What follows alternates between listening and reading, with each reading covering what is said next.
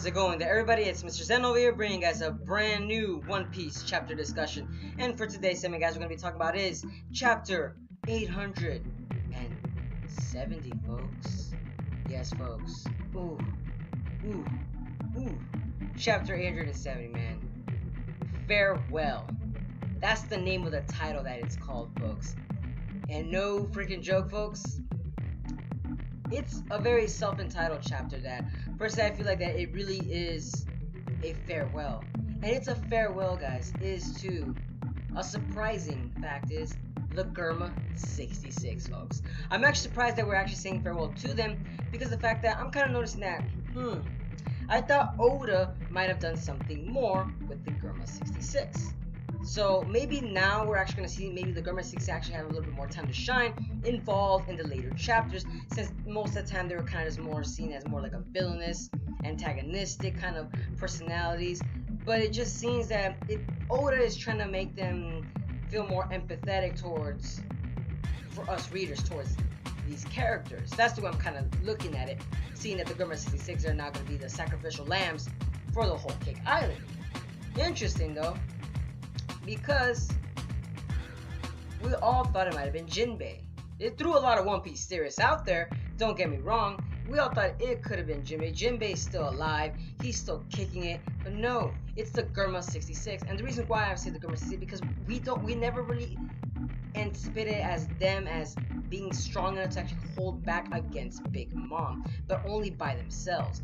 And by that I mean the main guys, Reiju, Nichi, Ichiji, and Vince Smoke Judge. You know, these guys, they may be strong, but are they strong enough to take care of all of Big Mom's forces on top of the tower itself? I mean, granted, the Germa 66 does have their own army, but they're not even near here. Maybe now they actually might be actually coming towards the top of the tower if the Germa 66 is going to be defending against Big Mom, because basically that just means that the Germa 66 could then be used as a sacrificial sacrificial lamb in itself right there. That then I can actually see happening, but we have yet to see the Germa 66 army still invoked in the chapter, or any, you could say, warnings that the army will be coming towards to save them.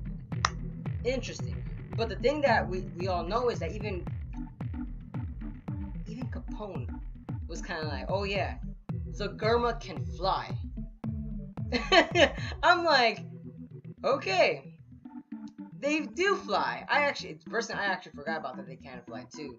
They could have flown any single time throughout the whole entire chapter, which makes kind of sense too, because remember the raid suits, it lets them not necessarily use you could say the skywalk that Sanji uses in order to freaking, you know, hop onto the air itself, but instead they use kind of technology, unnecessary, to actually use them to actually have battle tactics in order to fight against their opponents. But the thing that made me interested is the fact that I did remember saying in my last review that they will have to at least either fly away as one of their options, or the tower itself will have to, or the Germa 66 army will come underneath them and actually surprise Big Mom's army from underneath themselves. That would be interesting. That would actually be a very interesting maneuver if the Big Mom's main forces are actually fighting against the Germa 66 on top, and then we actually then see out of nowhere the Germa army will be coming from underneath saying, bam, got you guys cornered like a rat, you know, encompassing actually Big Mom's army with the Germa army in order for them to actually think that they're winning. That would be a winning situation in itself that I personally might actually hope to see that Oda will actually incorporate that in the next chapter. Be interesting. I personally would actually want to see that. But the thing is, like I said, the Germa 66 army and the Germa 66 soldiers, hoping that they at least survive, because I mean, like I said, we're getting a little bit more empathy, because I mean, come on, we all want to see how they actually fight against, you know, a Yonko crew, if they're actually able to survive this at least. I mean, come on, Reiju, for Pete's sake, was actually taken down by Big Mom's actual Prometheus attack. It was like heavenly fire, I think she called it. All she does is grabs the sun and basically just like waves it around. It was intense, and it's basically like she's throwing holy water, basically, just like, let me just spray you all with this fire without me even trying. It's funny though. Like Big Mom just looks like a child throwing a tantrum when she's using these specific homies, which makes me wonder that maybe that's how she uses Zeus as well.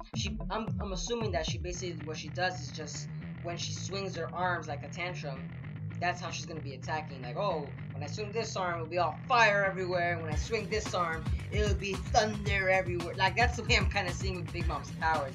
It makes herself look like a little child just having a tantrum, just going waving their arms on.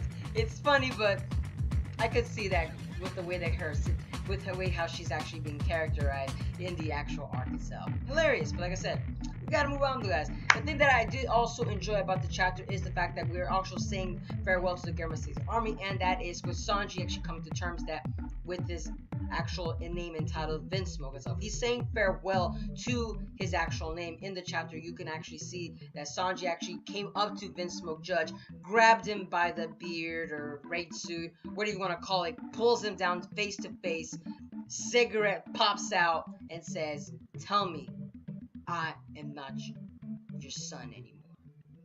Vinsmoke Sanji died out at sea. I thought that scene that was intense, folks. Not gonna lie to you, that freaking was intense because I've had like spats before with my father. I would never say that to him, that I am not your son. I am not part of that. Like, no, that's just like over the line, drawing it right there, because that right there, seeing Sanji actually coming to terms with his family and saying that that's it, you know, I saved you and that was my end goal. That's it. After this is just now all you guys, which makes me kind of wonder too that Sanji really is just trying to save his family, but he just doesn't want to be associated with them. You get me? Because it kind of argues when near the end of the chapter when Rachel is being attacked, because he's like, okay, his conscience is saying, no, I don't want these guys to die out there. It's just that I just don't want to be associated. My name does not mean nothing to me. I am who I am. That's what Sanji's basically saying to the Germa 66. I am not a part. It's just because I was born from you guys. I am living my own life, and that's the way I'm kind of seeing with Sanji's character development, is the entitlement of freedom of who you want to be, the freedom that Luffy is giving to Sanji, and Zep that also gave to Sanji as well. It's very interesting seeing how the characters interacted into Sanji's life that incorporates the man that he is today. Like I said, Oda's still a genius at story writing. Loving the way that it's actually doing that. But there's a lot of topics that we actually should talk about, folks, in this chapter, and that is another topic that I do want to mention, is the fact that Caesar is actually going to be another one that's going to actually help them escape from, because remember, guys, Capone himself was actually going, oh, Caesar, you're my last escape plan. And it's kind of interesting that Caesar is the last one, because he's the only one that's capable of flying. But the thing that kind of makes it is that since Caesar is made out of gas, he's still vulnerable to the attacks of Big Moms and all their attacks they're going to be throwing at them. I mean, come on, for Pete's sakes. I mean, Caesar doesn't really have any capabilities to actually defend himself. Sure, he involves with his teleport ability, but it doesn't necessarily mean nothing towards anything else.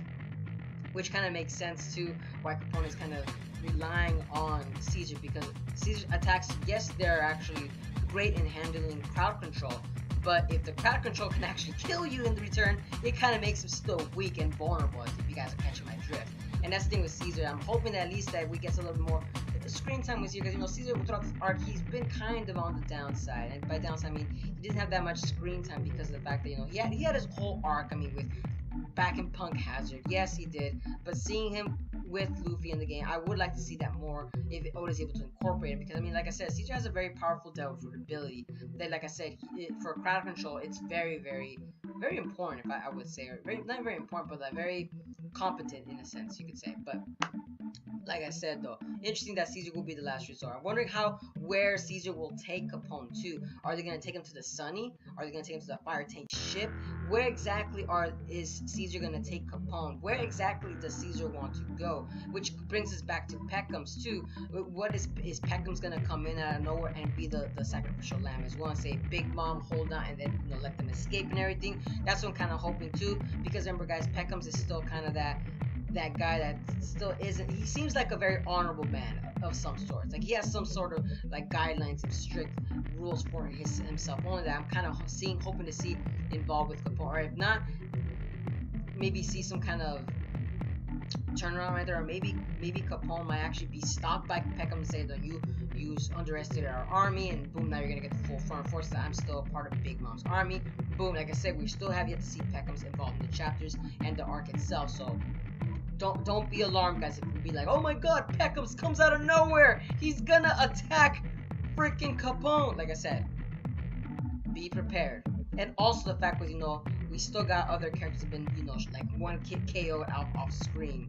So don't be alarmed if they come back in the next chapter, though. That's the thing that's gonna be interesting. But like I said, though, it's very interesting to see how Oda's gonna incorporate these characters. So we gotta move on, guys, to another topic that I do want to discuss about, and that is the cover story itself, folks. The cover story was Bartolomeo in the New Island, and what I kind of found hilarious with Bartolomeo, folks, was the fact that he is like that gangster itself. Bartolomeo was literally taking the big honcho down and making a name for himself in the New World. It makes sense why Bartolomeo is very powerful in the New World, is because the fact that he literally destroys towns. He disrupts the society itself. By the society, I mean like the mini populations itself. I mean, come on, Bartolomeo is still a powerful part of the Straw Hat Grand Prix, but it's just hilarious seeing him in the side chapters, seeing what he's doing, and that's how he's making a name for himself. He's trying to stand out by his own way, and by that, I can't wait to see more of his side stories, folks. Hilarious, not gonna lie to you, very hilarious.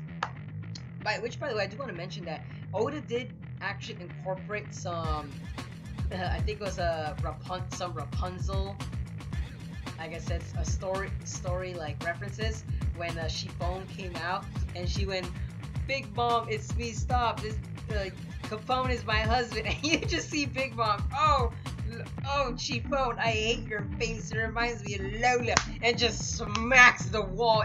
I'm like, whoa, she is not giving two a bit for anyone.